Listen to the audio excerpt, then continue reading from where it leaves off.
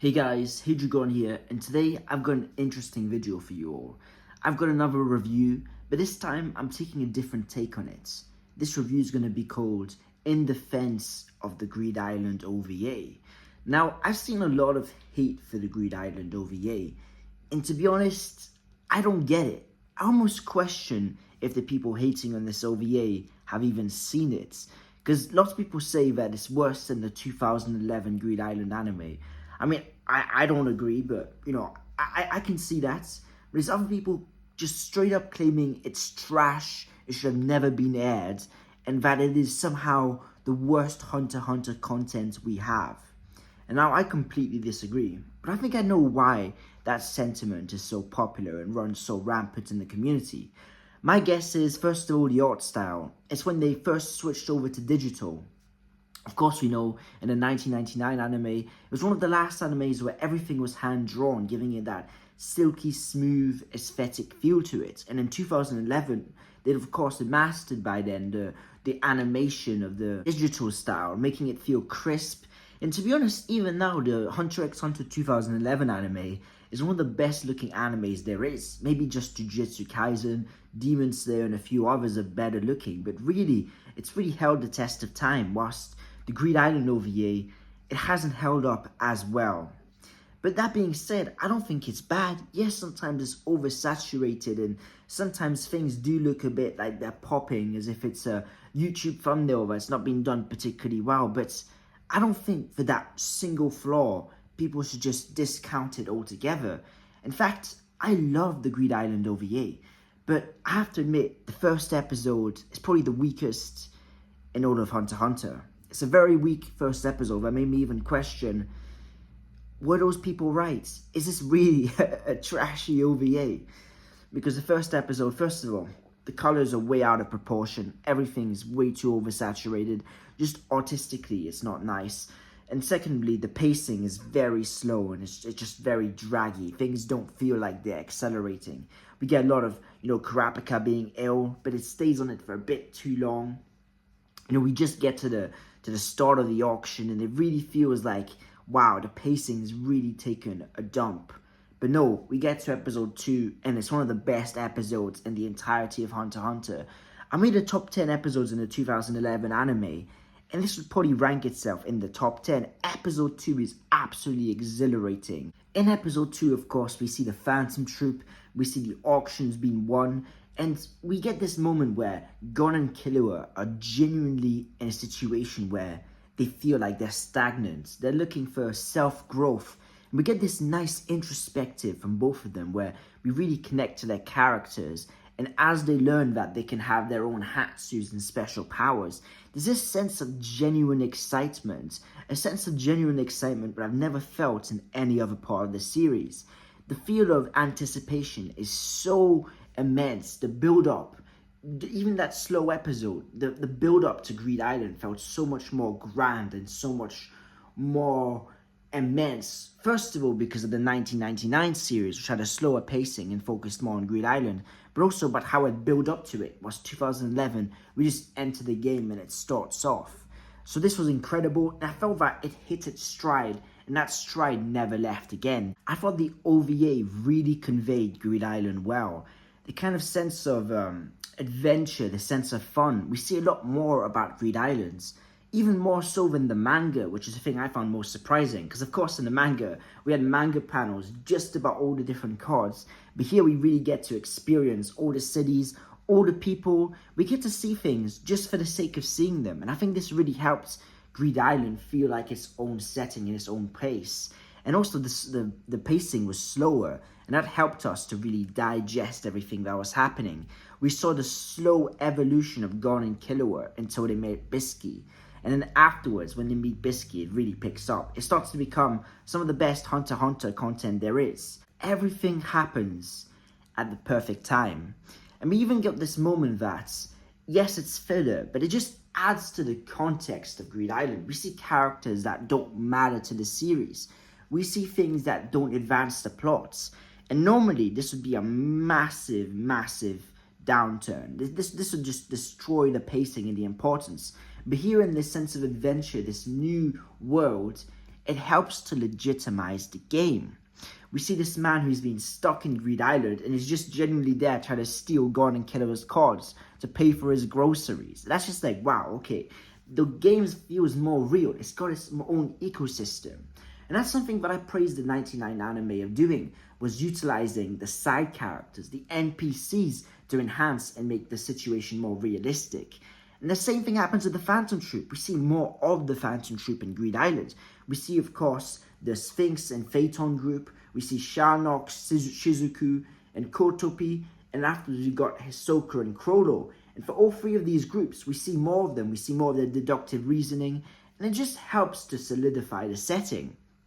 Because Greed Island, whilst it's good in the 2011 anime and it's great in the manga, it still doesn't feel as real. It feels like the events of Greed Island could have possibly taken place outside of Greed Island. Biscuit didn't have to train them in Greed Island. Neither did the Bomber and Genfu have to be in Greed Island for the situations to work. Whilst the OVA really pushes that Greed Island aesthetic, it had to be in Greed Island because it's all about learning about the game. We see so many side quests and NPCs, so many moments from Killua and Gon in the casino to them doing little tasks. Everything feels like it's centered around a video game. We see the side quests being done, and it's really, the OVA is structured like a video game. And from it being structured like a video game, it just is fun. This is such a fun OVA. It's the funnest Hunter x Hunter has ever felt. And you get those moments a bit like you did in 2011, where you get to see Gon and Killua bonding. And for these moments, everyone's like, man, these guys are just kids. These guys are just kids. You get to see the banter. You get to see the dynamic. Gon and Killua are done so well here, because Gon brings out the kid in Killua, and Killua brings out the maturity in Gon. And their dynamic is perfect. Their dynamic has never been better. We get this moment which, whilst we get in the other adaptations, here it hit harder. We get this moment where Gon and Killua are by this tree and Gon stormed off because Gon's upset. He's upset that people are using his dad's game to go and kill each other. And he's really in his feelings. He's run off to get some space, to get some air. He's run off to his lonely space mentally. And Killua meets him. And Gon just says, you know what, Killua? I'm so happy you're here in this game with me. And we get this really nice scene where Gon's just there smiling. And Killua is just like, no, Gon, it's you. It's you that's saved me. And there was something about this change in setting. The fact that this took place isolated away from the small towns. And that we saw Gon run all this distance to get away. The fact this happened by a tree and by a pond, just isolated from the world. It made the impact hit harder, and it made the scene feel more emotional and more grandeur because of it.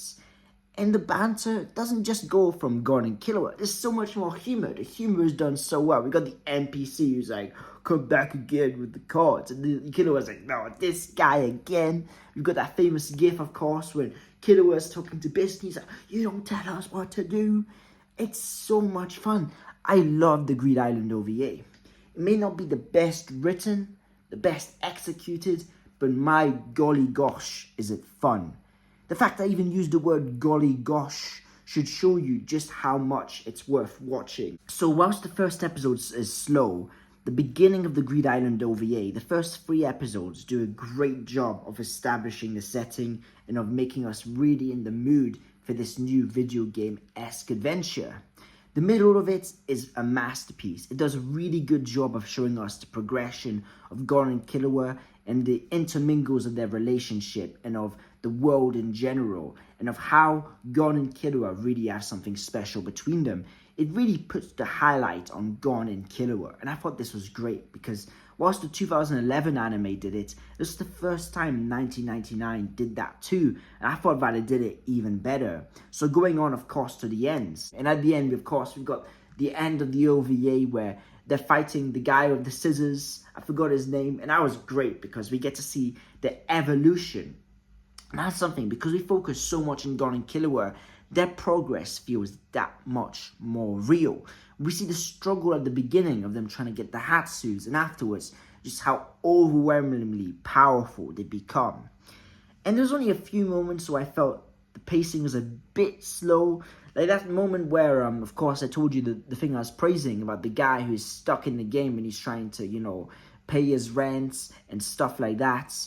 It did feel like it dragged on a bit too much. But over small moments where the pacing just a tad bit too slow, I think it does everything well. It doesn't quite reach the highs of Hunter x Hunter 1999 or the Hunter 99 OVA or even the 2011 anime, but I think consistently, apart from the first episode, the next 7 are some of the best Hunter x Hunter content you'll have. And that's why I strongly recommend the Hunter x Hunter Greed Island OVA.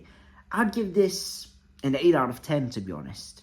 I think it's a fair rating. I could easily see someone giving it a 7 out of 10, but I think anything below is a bit harsh. And I think that a lot of the opinion on this has been really skewed online, and people say, watch until, York New and then switch over to 2011. But no, I think you're missing out on a great experience. And also the filler moments, which, yeah, it is filler, but it enhances the setting. And the setting of Greed Island is something that's really intriguing. It's the best setting in the series. To see it explored more is just fantastic. Now, at the moment, there's this problem where it's hard to watch the Greed Island OVA. So honestly, if you want to watch it, if you want to experience it for yourself, because I know it's a lot more nuanced and less people know about it, YouTube is the best place to go. Weirdly enough, the best quality you can watch it in is 480p on YouTube. But even that being said, the animation is still good, it's still fluid, and you're still immersed in it. It's not too bad to the point that it drags you out of it. There's still a level of quality and a level of direction that it's a quality product and it's a quality watch. So I highly recommend. With that being said, I want to conclude by saying that it's overly criticized and it's underappreciated, and that it's the hidden gem of the Hunter x Hunter anime sphere. So, hope you've all had a good day. If you got suggestions for me, leave it in the comments. I do playlists of all different types of stuff. You'll see Hunter x Hunter character analysis, chapter reviews. Of course, I'll be reviewing the chapter tomorrow, chapter 404. I can't wait. And yeah, I take in all suggestions from the comments. I'm currently planning a Hisoka versus series that was recommended in the comments, where I do Hisoka against all the characters in the verse. So if you've got a character that you want me to see me face off against Hisoka, please let me know down below. And yes, that was Heijugon. Peace out.